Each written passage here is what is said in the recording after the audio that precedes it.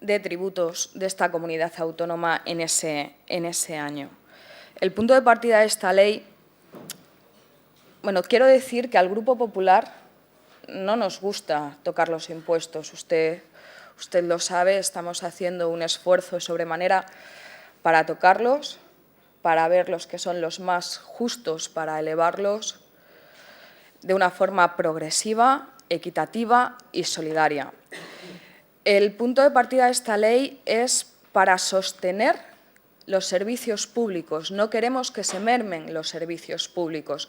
Y como necesitamos más ingresos, como ya señalé en pleno, como lo señaló el señor también Amado, tanto en el pleno como en intervenciones suyas pasadas y el antiguo consejero de Hacienda, al igual que el actual, por eso es necesario esta subida de impuestos, para mantener y garantizar los servicios públicos de sanidad, de educación y de dependencia. Porque dígame usted, señor Carretero, si es justo para los ciudadanos que esta comunidad autónoma pague prácticamente lo mismo en intereses que por dependencia.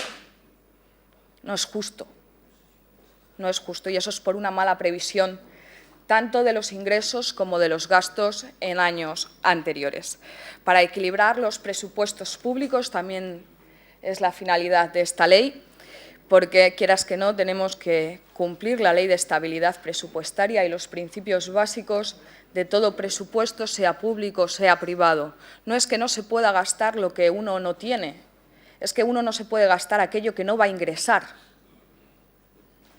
Lo puede prever, pero si no lo ingresas, al fin y al cabo lo sigues debiendo y entonces nos encontramos en la situación actual.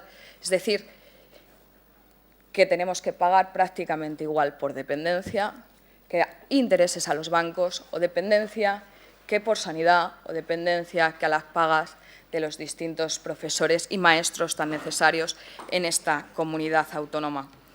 Me resulta curioso su reivindicación a las exigencias a Europa o al Gobierno central para modular el déficit. Recordemos que fue el antiguo Gobierno central, el Gobierno socialista, el que estableció un déficit para este año y que ha sido el Gobierno de Mariano Rajoy y el Partido Popular el que ha podido aumentarlo y tener una derogatoria. También es la primera vez en muchos años que se ha reclamado la deuda histórica y se ha ingresado parte o se va a ingresar parte. Es la primera vez, algo que antes se reclamaba en esta comunidad y nunca se traía. En cuanto a las tasas o la modulación de las tasas, usted sabe que según las leyes y para la configuración de las tasas es que recuperar el coste de ese servicio, por eso es la modulación y la actualización de las distintas tasas que se han creado. No ha hecho referencia, o por lo menos yo no lo he entendido, a la devolución del impuesto de hidrocarburos o el céntimo sanitario, algo que estaba reclamado por los transportistas. Si no he entendido mal, a lo largo de mis casi un año en actividad pública, también por los transportistas del sector de comisiones obreras, y se va a empezar a devolver el impuesto del céntimo sanitario. Hay otras formas de ingresos, señor Carretero, no solamente por la vía de impuestos. Hay otras formas de ingresos y ya lo está haciendo la Consejería y lo ha anunciado, que es a través de la venta de patrimonio. No podemos reducir el gasto, ya que el gasto es mínimo, el que tenemos en prácticamente todo. Pero si no conseguimos más ingresos, difícilmente podremos mantener la situación en la que nos encontramos y los servicios. Y lo que quiere el Partido Popular y lo que quiere el Gobierno del señor Monago es mantener los servicios sociales básicos. Eso es fundamental. Ha hecho referencia usted a la lucha contra el fraude fiscal. También han hecho referencia a mis compañeros. La lucha contra el fraude fiscal se está haciendo, la están haciendo desde esta comunidad autónoma, el servicio correspondiente y desde el Gobierno central. La amnistía fiscal que está propuesta hasta el 30 de noviembre simplemente es para sacar y que se ponga en circulación para siempre el distinto dinero escondido, no como querían los gobiernos socialistas y han hecho los gobiernos socialistas para sufragar solo y exclusivamente deuda pública y que después se vuelva a esconder. Entonces, todas las reivindicaciones creo que usted ha planteado se están llevando a cabo bien desde el Gobierno central, bien desde el Gobierno regional. Nada más y muchas gracias. Muchas gracias, señora Villalba. A continuación, para responder a los grupos parlamentarios, tiene la palabra el señor Carretero. Bien, por tiempo de 10 minutos. Sí.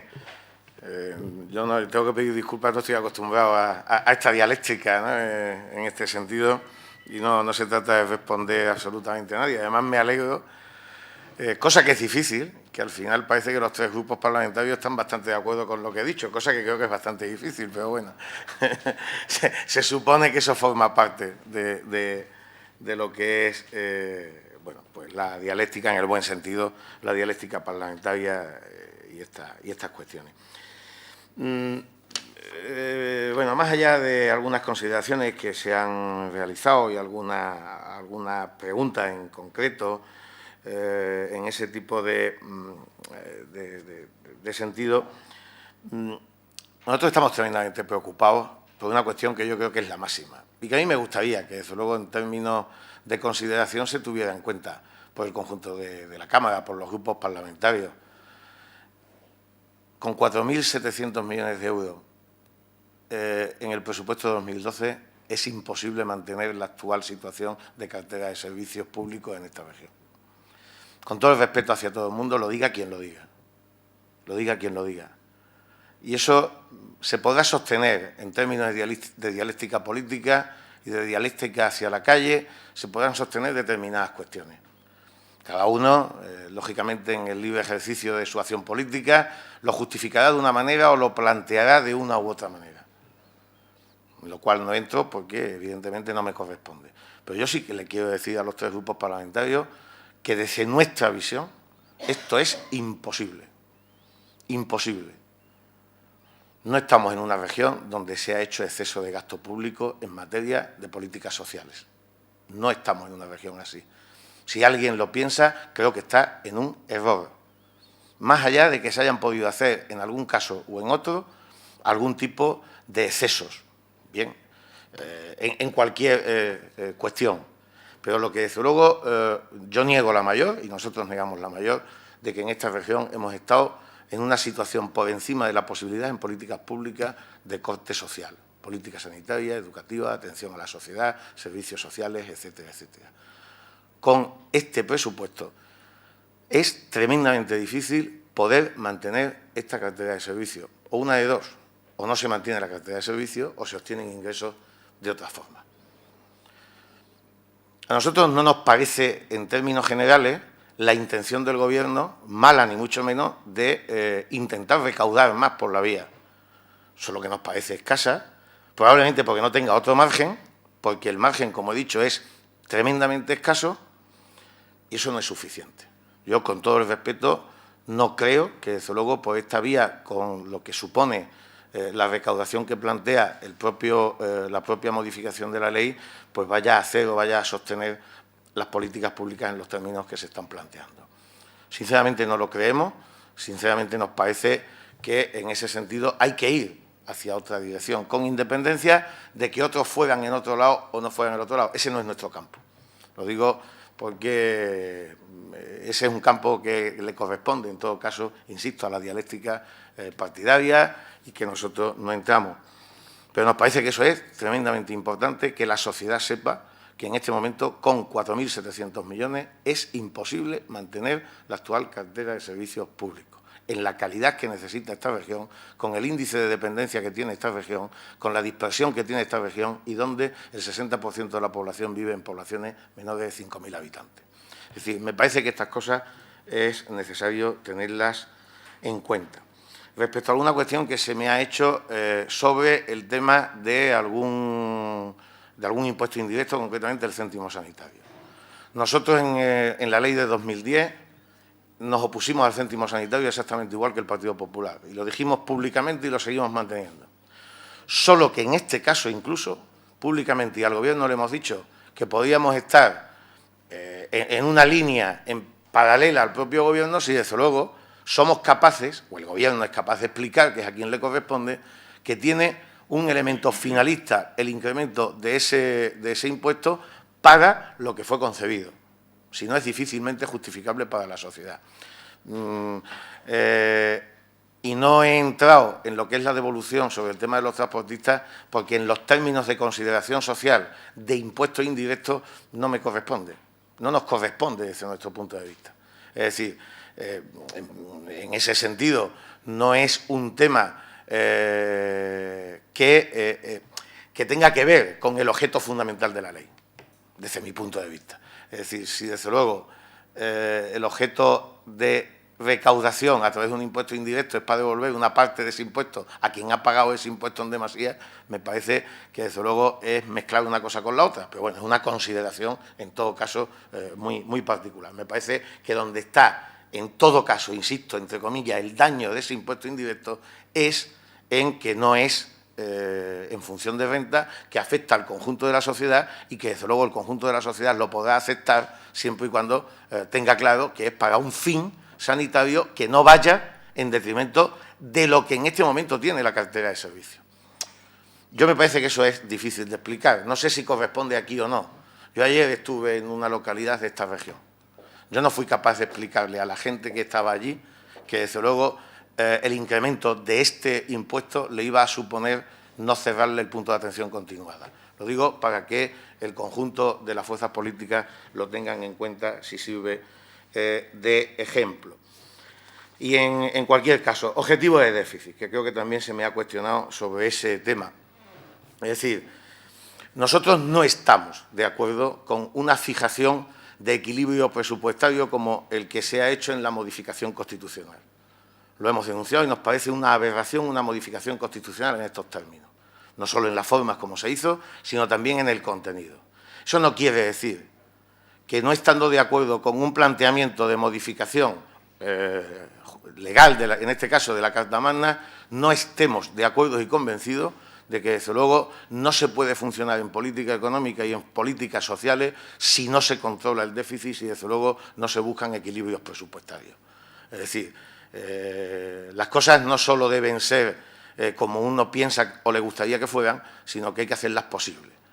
Nosotros tenemos gran experiencia, por ejemplo, en estas cosas, en un plan que para nosotros es fundamental y un sistema que es fundamental, que es, por ejemplo, el sistema de seguridad social. No puede haber un sistema de seguridad social como el que tenemos en España si no garantizamos ingresos suficientes y, por tanto, si no somos capaces de mantener el equilibrio y la sostenibilidad del sistema. Por eso, por ejemplo, estamos radicalmente en contra de que se bajen las cotizaciones sociales, como todo apunta a que parece que puede ser, para compensar la previsible subida de IVA que, por otro lado, se nos está amenazando de Europa en ese sentido. Pues igual deberíamos actuar en el macro, en el conjunto de lo que sería el concepto de déficit público o de equilibrio presupuestario, que entiendo que debe ser un objetivo, que nosotros lo tenemos, pero que, desde luego, ese objetivo no puede ser simplemente objetivo, tiene nombres y apellidos, no puede ser caiga quien caiga, porque, desde luego, si al final eso va en detrimento del conjunto de la sociedad o de la mayoría social, pues entonces, en sí mismo, el equilibrio o el conjunto del déficit no tendría sentido. Y termino con el tema, por ejemplo, del IVA y alguna cuestión más respecto del tema impositivo. Es decir, creo que debiera haber una consideración, precisamente en su conjunto, del proyecto de ley, si desde luego se pone en correlación con una subida de impuestos indirectos en el conjunto del Estado, como todo parece que puede apuntarse, como es el IVA. Porque entonces estaríamos hablando de otra cosa, estaríamos contextualizando este proyecto de ley de forma diferente. No sería lo mismo y estaríamos todavía incidiendo con una mayor carga fiscal indirecta a la comunidad autónoma de Extremadura, con una capacidad fiscal y, por tanto, una capacidad de renta muchísimo menor que el conjunto o la media del conjunto de la población española, con lo cual probablemente la incidencia sobre las personas y la incidencia sobre la economía regional todavía sería más perniciosa de lo que en este momento algunas cuestiones del propio decreto, a mi juicio, lo son. Nada más y muchas gracias. Espero, desde luego, haber satisfecho tanto con la intervención inicial como con esta la demanda de los distintos grupos parlamentarios. Gracias. Muchas gracias, señor Carretero. Si usted quiere, puede continuar acompañándonos en el resto de la comparecencia, pero si no, pues puede abandonar la sala. No puedo, tengo mucha prisa, tengo muchas cosas que hacer. Venga, muchas gracias. Hasta luego. Y ya fuera de la formalidad, un placer compartir estas cosas siempre.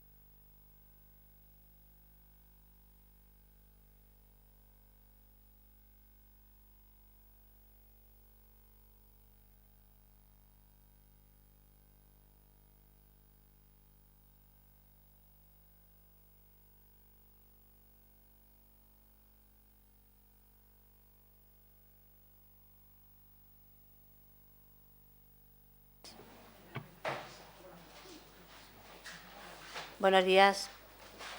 Buenos días. Bienvenida a los representantes de UGT, a don Francisco Capilla, que va a ser quien va a tomar la palabra, y voy a explicarle muy brevemente cómo va a ser el transcurso de su comparecencia. En primer lugar, la comparecencia tendrá lugar conforme a lo establecido en el artículo 206 de nuestro reglamento, de tal manera que el proponente dispondrá inicialmente de un turno de 5 minutos para justificar o motivar, si lo estima oportuno, su iniciativa. Seguidamente intervendrá, en primer término, el portavoz de la UGT. A continuación, los grupos políticos por un tiempo máximo de 10 minutos de menor a mayor. Y, a continuación, les contestará el compareciente por un tiempo máximo de 10 minutos. Tiene la palabra el autor de la iniciativa. Muchas gracias, señora presidenta. En primer lugar, señor Francisco Capilla, darle la bienvenida a esta comisión y explicar que, hemos solicitado, el Grupo Parlamentario Socialista Regionalista ha solicitado estas comparecencias de los representantes de la sociedad civil, pues porque teníamos inquietudes, queríamos saber qué opinan sobre la ley que está ahora en tramitación parlamentaria, que el otro día, el martes, se aprobó la toma en consideración de esta ley, como sabe, que va encaminada a medidas fiscales, a medidas tributarias, y entonces queríamos saber su opinión sobre ella y cómo afecta esta ley en cada uno de sus tributos pues al colectivo que usted representa, ¿no? Y qué piensa en definitiva sobre esta ley. Nada más y muchas gracias, señora presidenta. Muchas gracias, señor Amado. A continuación, tiene la palabra don Francisco Capilla. Sí, pues muchas gracias. En primer lugar, agradecer a la Asamblea de Extremadura la invitación que hace a la UGT para que exponga su posicionamiento ante tan importante proyecto de ley de medidas tributarias. Articularé esta breve intervención en dos ámbitos. Primero, expondré la visión y la valoración general sobre el contenido y los objetivos de un proyecto de ley que, como decía anteriormente, entendemos de una gran relevancia y que va a tener un marcado efecto sobre la ciudadanía extremeña en términos directos y en términos indirectos sobre el nivel de su renta. Algunas consideraciones particulares sobre el contenido específico de este anteproyecto, donde me detendré en algunas cuestiones que desde UGT consideramos mejorables o directamente también rechazables desde el punto de vista sindical. Señorías, yo comienzo esta intervención exponiendo que para la UGT Extremadura la actuación política en materia fiscal debe basarse en los principios de equidad y redistribución de la renta, tanto en la asignación del gasto público como en la obtención de recursos fiscales necesarios para financiar las políticas públicas. El sistema fiscal extremeño debe de estar informado por los principios de suficiencia, principios de equidad y progresividad, de tal forma que permita financiar las distintas políticas de gasto y que posibilite, además, que rentas iguales paguen lo mismo y que proporcionalmente pague más quien más tiene. En suma, el objetivo debe de ser el sostenimiento de los gastos públicos mediante un sistema tributario justo, inspirado en la igualdad y en la progresividad, tal y como establece la Constitución española. Nosotros consideramos que en estos momentos, desde el posicionamiento que he expresado anteriormente, deben armonizarse la mejora de la capacidad recaudatoria con el nivel de desarrollo y la fase contractiva del ciclo económico que en estos momentos estamos viviendo, por el cual, evidentemente, pues estamos atravesando. Somos plenamente conscientes de la relevante merma de ingresos públicos derivada del retroceso económico que vivimos en los últimos años, lo que supone, pues evidentemente, una cortapisa importante para el mantenimiento de las prestaciones y el mantenimiento de los servicios. En este sentido, la posición de UGT Extremadura ha sido contraria a la utilización de ajustes por el lado de los gastos que han asfixiado aún más nuestra economía, como decía, y aumenta la precaria situación económica, cuya más dramática consecuencia es el nivel histórico de desempleo que registra en estos momentos la región. En todo caso, no consideramos censurable, ni mucho menos, el acudir a un paquete de medidas fiscales como las que se incluyen en este proyecto de ley que hoy analizamos, siempre que, asumiendo la elevación de la presión fiscal que ello supone, se introduzcan en el trámite parlamentario una serie de medidas correctoras que aseguren la progresividad de las modificaciones y de las nuevas incorporaciones de figuras tributarias. En definitiva, somos partidarios de arbitrar medidas que garanticen unos ingresos suficientes, siempre desde una perspectiva global que garantice la progresividad y que sea equitativa en los efectos individuales. Resulta claro que el objetivo pretendido de este proyecto se dirige hacia aliviar la precaria situación de una arca autonómica en la que ha hecho mella de forma destacada la recesión económica en la que estamos inmersos. En este sentido, junto con la necesidad del control de la eficacia y la eficiencia en el gasto público y su asignación equitativa, consideramos necesario obtener los recursos fiscales necesarios para financiar las políticas públicas mediante las modificaciones necesarias de determinadas figuras impositivas, la recuperación de otras casi desaparecidas o la incorporación también de otras nuevas. En todo caso, hay que reiterar nuestro convencimiento de que las medidas que se incluyen en este proyecto, si se arbitran de forma unilateral, pueden incidir claramente en un retardo de la recuperación económica, al no acompañarse de otras políticas o de otro acuerdo de estímulo a las que este anteproyecto no deja un simple resquicio, lógicamente buscando que incidan en incentivos para la recuperación de la demanda interna, porque de otro modo el resultado de esta medida podría tener efectos contraproducentes. Entendemos que en el contexto actual los efectos depresivos de la austeridad excesiva, que no expansiva, puede derivar en un impulso de la recesión económica y, por tanto, fiscal.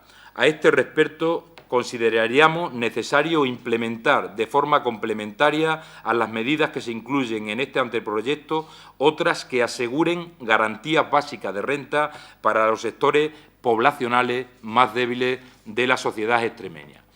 En paralelo, una política fiscal integral debe apostar firmemente por la lucha contra el fraude y la evasión fiscal. Por bien diseñados e implementados que estén determinados impuestos, si no se persigue el fraude fiscal en todos los niveles y en todos los colectivos, nunca se obtendrán los recursos que potencialmente se podrían conseguir en estos momentos. Ni en este proyecto de ley ni en otros a nivel nacional se realizan o se instrumentan verdaderos esfuerzos a la hora de potenciar la persecución del fraude fiscal y la educación y la conciencia social para no defraudar. Es necesario trabajar en realizar una labor pedagógica e informando a los ciudadanos de sus derechos y obligaciones para recaudar mejor y construir una sociedad más justa. Señorías, en noviembre pasado, UGT y Comisiones Obreras presentamos a nivel nacional un documento por el empleo. En él se indicaba que en materia fiscal se trataba de recaudar más y mejor, sin entorpecer un buen funcionamiento sano de las relaciones económicas, pero superando mitos y consignas que en realidad solo intentan conseguir o mantener privilegios de algunos colectivos. Se trata de conseguir márgenes a corto plazo en las cuentas públicas para evitar el colapso de la propia economía. En este mismo objetivo, el que nos ha llevado a posicionarnos ante este proyecto de ley en el dictamen del Consejo Económico y Social y que se ha remitido ya al Ejecutivo extremeño y que entiendo que ustedes ya disponen de él. Como decía al comienzo de la comparecencia, me gustaría entrar someramente en algunas consideraciones particulares sobre el contenido específico ya del proyecto de ley.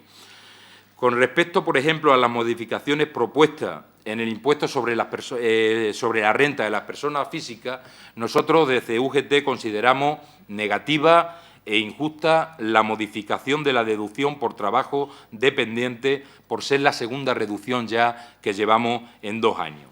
Y fundamentalmente porque la limitación para su aplicación a unos niveles de renta reducidos supone la exclusión de un número importante de posibles beneficiarios de la clase trabajadora, muchos de ellos en estos momentos perceptores de prestaciones por desempleo.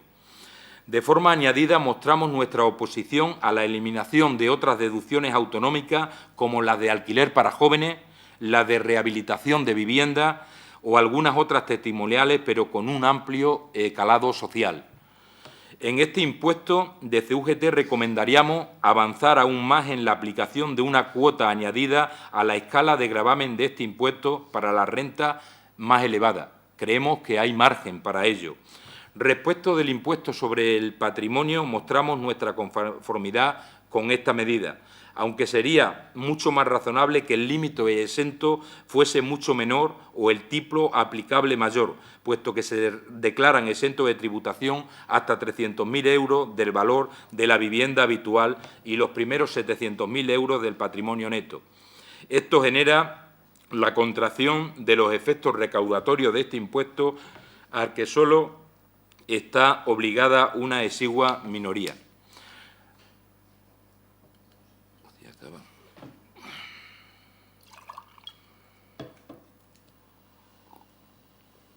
Respecto del impuesto sobre depósitos de las entidades de crédito, entendemos adecuada la nueva regulación en el incremento del gravamen. Sin embargo, consideramos que en estos momentos hubiese sido acertado volver a establecer las deducciones establecidas en el artículo 21 del Decreto Legislativo 2/2006 de 12 de diciembre, por el que se aprueba el texto refundido de las disposiciones legales de la Comunidad Autónoma de Extremadura en materia de tributos propios. En referencia al impuesto sobre la eliminación de residuos en vertedero, no parece acertado el tratamiento que se da a las administraciones locales, igualándolas en obligaciones al sector privado. De esta forma, lejos de clarificar la participación de los entes locales en los ingresos de la comunidad autónoma, ahora se hace que sean las administraciones locales las que participen en la financiación de la comunidad autónoma. Además, hay que tener en cuenta que este impuesto puede suponer un encarecimiento del tratamiento de los residuos para los ciudadanos, aunque solo sea por el hecho de detraer recursos para pagar este impuesto que podría destinarse a los servicios municipales. En lo referente al impuesto sobre las bolsas de plástico de un solo uso, lo cierto es que este impuesto nos ofrece dudas sobre su efectividad, aunque no solo sobre su utilidad, dado que siempre hemos apoyado las actuaciones derivadas hacia una fiscalidad verde. Planteamos nuestra reserva en lo referido al objeto del gravamen, el tipo impositivo que consideramos debería modificarse anualmente. Y en cuanto a las amplias exenciones previstas, que disminuirán notablemente el efecto económico previsto por su implantación. El canon de saneamiento, o más bien el canon sobre el agua, deriva en que en muchos casos este impuesto viene a duplicar el que ya se paga en muchas poblaciones de Extremadura, como es el canon de alcantarillado. Al ser un canon con un amplio y muy diferente universo de obligados tributarios, nosotros consideramos imprescindible establecer también tramos de gravamen en función de la renta y del número de miembros de la unidad familiar, además de establecer exenciones a quienes estén en riesgo de exclusión social. Tenemos otras consideraciones muy específicas sobre esta figura tributaria, desde el hecho de que forme parte del hecho imponible la pérdida de agua en las redes, que entendemos una responsabilidad exclusiva de los suministradores, pasando por la casuística de los contadores colectivos, hasta una propuesta de modulación del canon según los usos y que, a nuestro entender, podría derivar incluso en efectos recaudatorios positivos. La creación de nuevas tasas y subida de algunas de las existentes implica un nuevo azote a los bolsillos de los extremeños, ya que supone un sacrificio en forma de recorte de renta indiscriminado e injusto, porque no tienen en cuenta con carácter general la situación del personal obligado a su pago. En todo caso, podríamos avanzar en este apartado si en su redactado se introdujera con mayor nitidez la progresividad en la aplicación de las mismas, arbitrando exenciones totales o parciales en función del nivel mínimo de renta o de circunstancias familiares. En otro orden de cosas, recomendaríamos la modificación de algunos impuestos y la aplicación de otros. Se hace necesario actualizar algunos impuestos, entre otros las relacionados con la caza. La caza, según estimaciones, mueve en Extremadura 400 millones de euros, de los que prácticamente no se pagan impuestos, gracias, entre otras cuestiones, por la permisividad del Gobierno de Extremadura, que en su última ley de caza no estableció ningún control sobre el dinero que genera la práctica cinegética. Siendo así, es necesario revisar e incrementar sustancialmente el régimen fiscal de los terrenos cinegéticos. Igualmente, entendemos revisable el régimen fiscal sobre la producción y transporte de energía que incidan en el medio ambiente. Igualmente, también proponemos que se recupere y aplique el derogado impuesto de dehesas calificadas en deficiente aprovechamiento. Del mismo modo, proponemos que se recupere y se aplique el derogado impuesto sobre tierras calificadas como regadío infrautilizado. Hay otras figuras tributarias que entendemos también podrían ser, asimismo, objeto de estudio, como la del impuesto sobre las grandes superficies.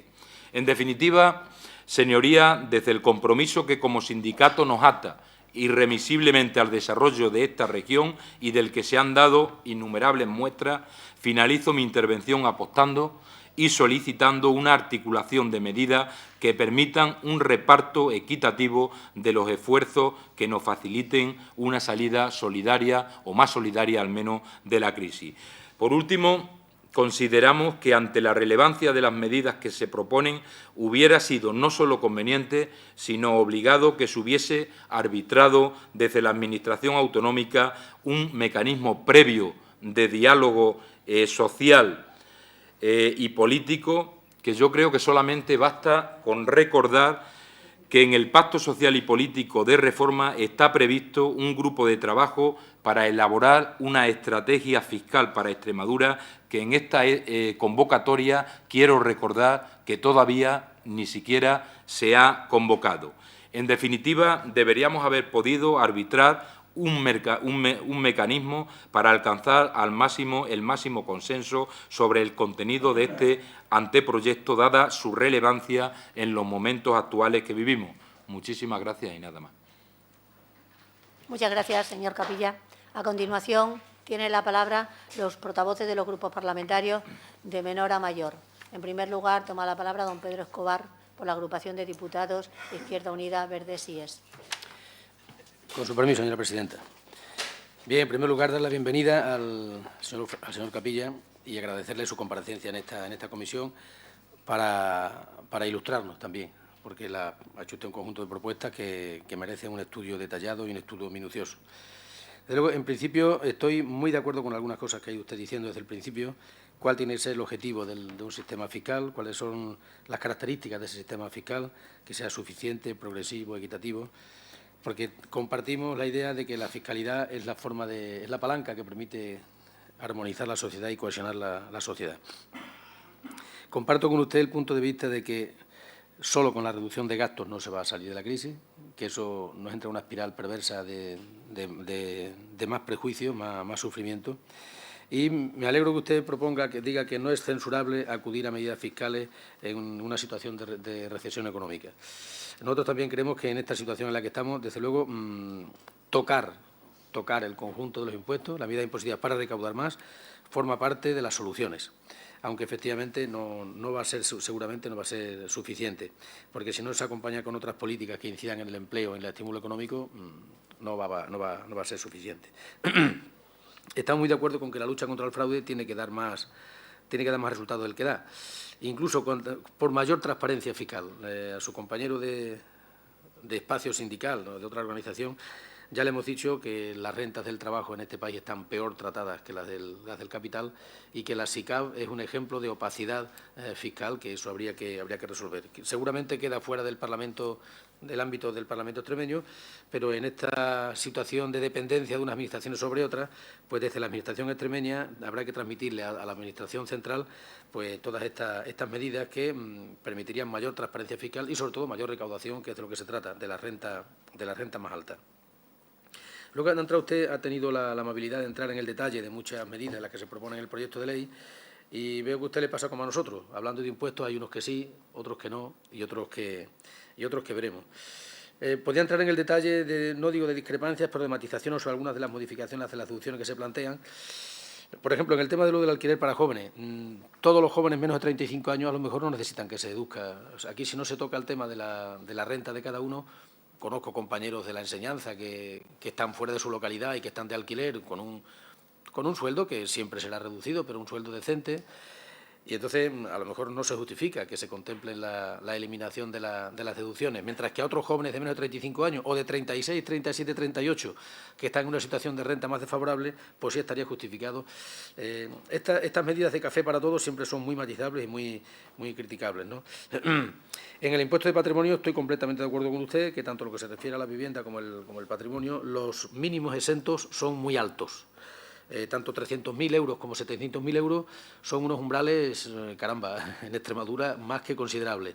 Quizás en otras comunidades se justifican esos umbrales, pero en Extremadura, desde luego, 700.000 euros de patrimonio es más que... En fin, creo que somos 4 gatos y el de la moto los que tienen eso, o son, no me incluyo. Ya me gustaría incluirme en ese grupo. Creo que son... acabo de descubrir mi renta, en fin, esto es la renta oculta que tengo. Pero vamos, más allá de las equivocaciones y de los lapsus verbales, efectivamente comparto con usted que esos dos umbrales son muy altos, no se superan en Extremadura. La